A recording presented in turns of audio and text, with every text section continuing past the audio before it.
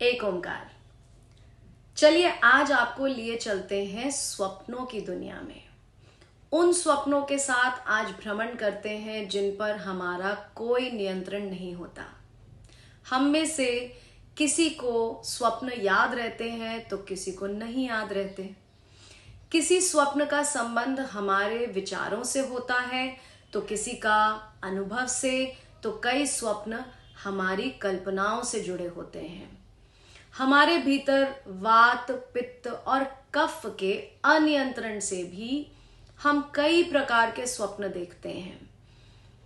हमारे निजी जीवन से कई स्वप्नों का कोई संबंध नहीं होता, फिर भी उन स्वप्नों में दिखे कुछ जीव और वस्तुओं के होने से शुभता या अशुभता का संकेत मिलता है।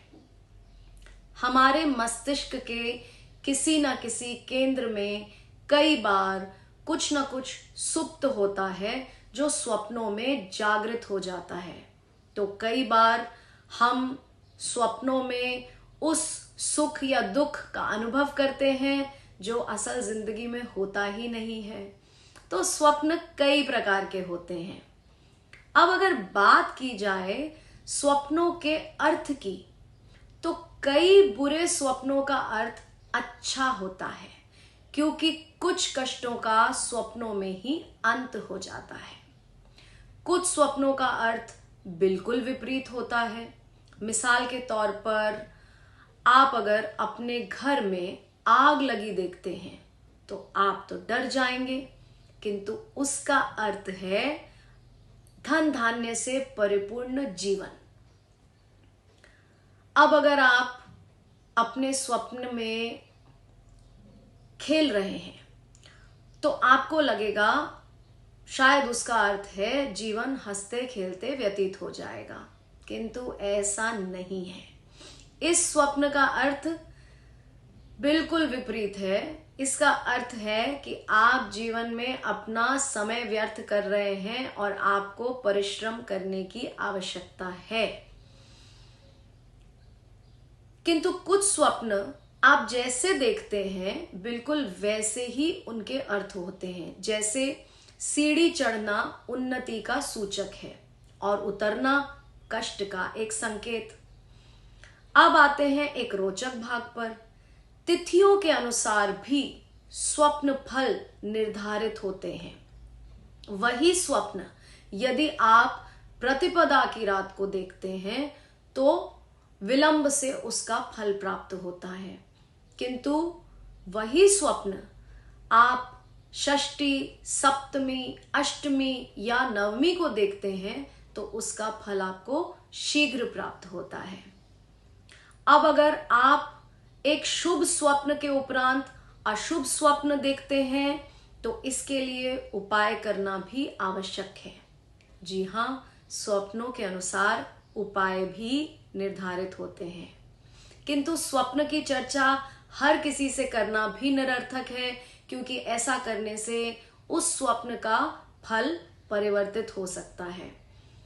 तो इस बात पर आ जाते हैं ज्योतिषियों के कथन अनुसार स्वप्नों के अर्थ के विषय पर।